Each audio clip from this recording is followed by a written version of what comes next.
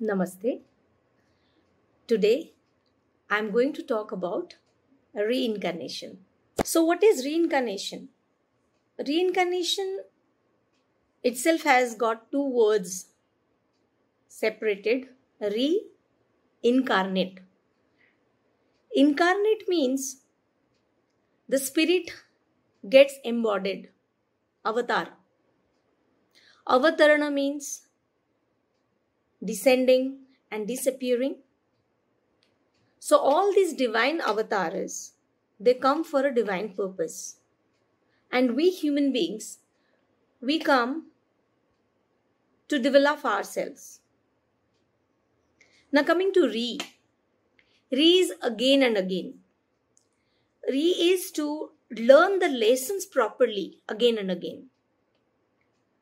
As we know, spiritual evaluation means to get perfection, and we know that development has no limit. And this life is a laboratory to practice or experiment what we keep on learning.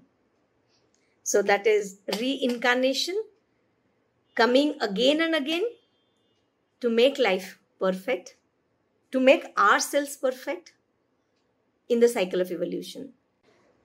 Now the next question is, who reincarnates? Is it the body, the soul, or the spirit?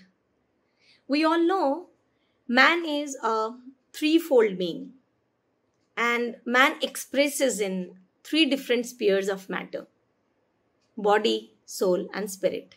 So let us look into this one by one. Now, this word body comes from bodeg, meaning a dwelling space.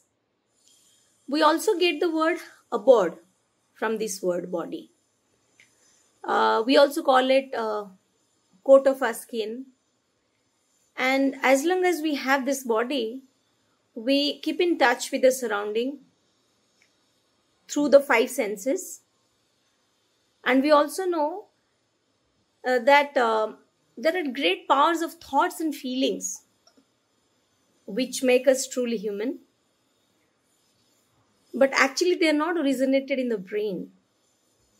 The brain and nerves are like the keys of a piano to a musician. When the musician plays the keys, and if they're in a good condition, then only the music appears. What if the musician is not there? The keys or the piano cannot make any sound on their own. So there is something which is operating this body. And then this word soul, it is derived from a Greek translation of psyche. So the psychic and psychology words are actually a derivation of this psyche. Soul is something which builds the life after death. It has a material basis, but very different from a physical matter we generally see around. It pervades the whole universe, like water pervades a sponge. Spirit is the third immortal matter. It has a state of consciousness, and when we grow in our inner world, our inner growth process, we gradually become aware of this diviner self. This is always pure and all the time shining. After death, we lie for a long period of time assimilating the lessons of our life, and we enjoy a long rest from the battles of life. Then we come back after a long time, refreshed, stronger, grown in our character, more capacity. These all come from the assimilation of the experience from the previous life. Spiritually, all men share the same universal life. They come from the same source, the same journey they travel with the same ultimate goal. Then the question is, why are some men born ignorant and savage, whereas other men are wise and true. We see people born idiots, cripples, criminals, and others are born genius, saints, heroes. So, why are these differences if the great life force is living and just? We shall never find the answer if we think that we only live here once in the long pilgrimage of the soul. Some have lived many more times in the school of life than others, and so they have more in them, more insight, more wisdom, more self control, more capacity. The ignorant, stupid, or a generally evil man is a younger soul in the great human family. Life's experiences, often bitter and tragic, will teach this person the great laws of life and develop his capacities. Life evolves in cycles, not in straight lines. This takes place by repeated lives on this earth. We all believe in progress, and we also picture progress as advancing along a very straight line, straight road. But there is no straight line in the universe. Progress definitely takes place, but in great cycles and waves. So you can, for example, take the little cycle of a day. It has a morning, it has a midday, then has an evening.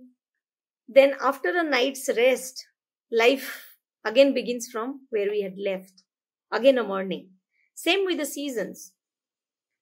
Like spring, summer, winter, then spring comes. So also the cycle of man's life. That is childhood, then youth, then old age, and then we all take rest. We call it death. We again come back. We do not start from youth or old age. We start from again childhood. So it's whole a cycle. We pick up the threads of life just where we had left earlier. That's why it's a cyclic life. The evolution is cyclic. And through the cycles of life, we experience certain things which teach us to develop the latent power and wisdom. We study, we practice day after day, year after year. This power or capacity grows steadily. Life after life, we gain the power. Then we become heroic. We become saints. We become geniuses. So this journey from an idiot to a genius, from a culprit to a saint, from an ignorant to an enlightened human being, this comes through different cycles of evolution. What we inherit from our parents is simply the kind of body and the nervous system which will express psychic characteristics in us. They give us a good or bad instrument to play, but the very ability to use that instrument lies within our hand. It's in our cells. Karma and reincarnation are two sides of the coin. Our actions are always affecting the world all the time. Either they are helping or they are hindering.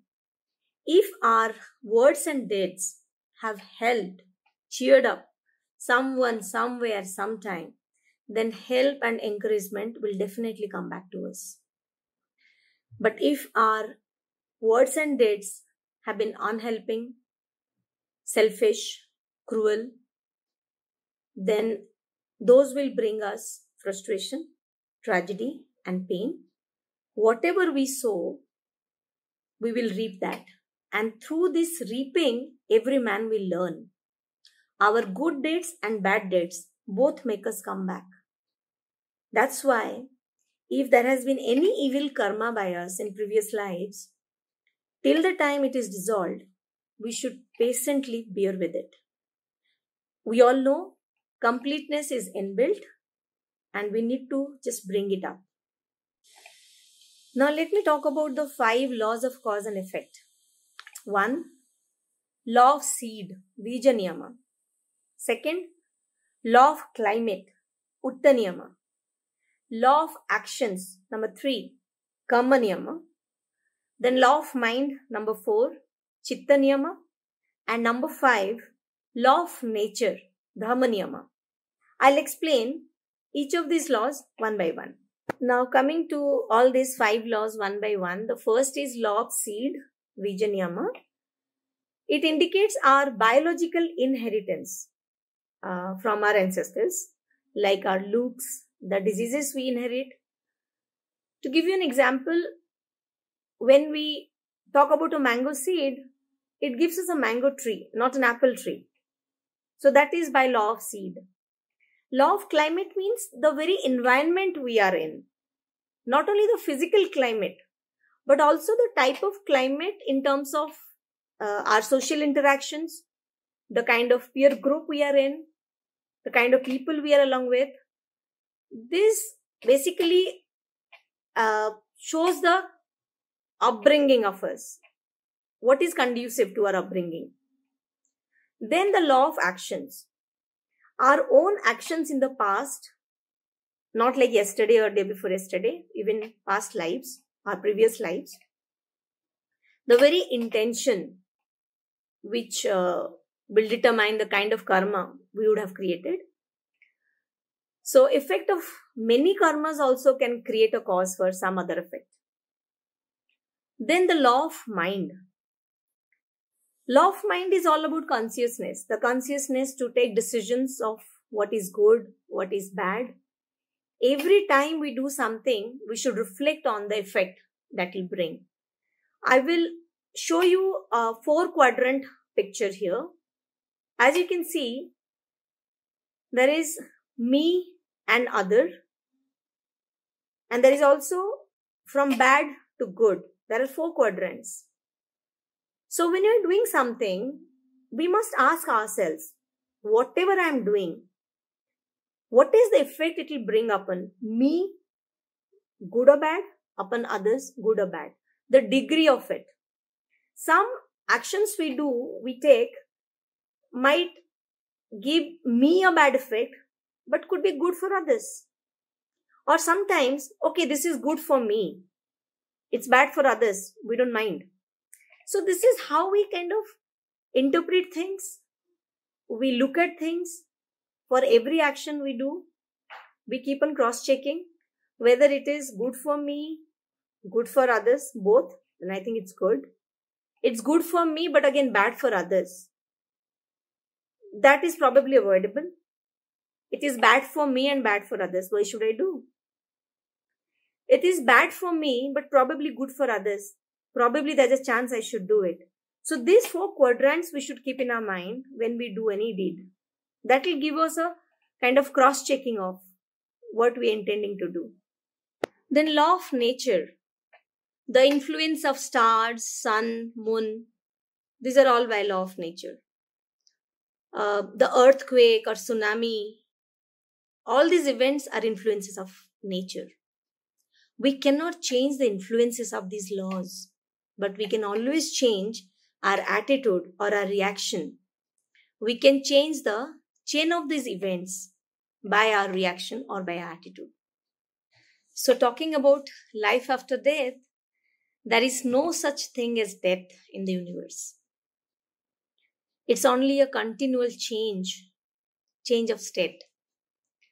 When a man dies, he slips away from the denser physical body and begins an independent life in the subtler world. It will not be unfamiliar to him, for he left his body temporarily through the gateway of sleep. While we are asleep, we are still connected with our sleeping body by what looks like a line of light, a magnetic link. But at death, this ceases. However, every man builds for himself, as he leaves the world, of his after-death experience. Idealists will see their ideals realized. Devotees will be in presence of their Lord. Artists will know what beauty truly means. And even the simplest man, if his thoughts were simple and true, will have his time of happiness and upliftment. The rest time of his spirit after the trials of earth, it's also a period of assimilation. Before a man returns to earth, perhaps not for 100 of years, he will have moved through a concentration of events in the inner life, which were the fruit of seeds sown during life, and by them, life's lessons and experiences will have been woven into soul power and knowledge. Thus, we grow life after life with soul lives in between. The things which belong to us as souls forever endure. Those that concern only this temporary body must pass away. But the things which belong to us as souls, such as intellect, spiritual, and emotional interests, they will not only persist but gain added development and power. There will come a time when life will hold no more to teach us. Then we shall be nearing the stature of a perfect man, as adept of knowledge, power, compassion, and love. Some of us are even now nearer than others to that particular stage, but sometime, somewhere, all of us will reach that. For all will have a germ of perfectionability in us. Man is God in making. And one day he will make to the fullness and stature of the divine self. So reincarnation is a process through which we get perfect, we evolve life after life, we get perfect, we get closer to the supremacy. We call it God, we call it superpower, whatever we name it, we are moving towards that, the ultimate purpose of life. Thank you. Namaste.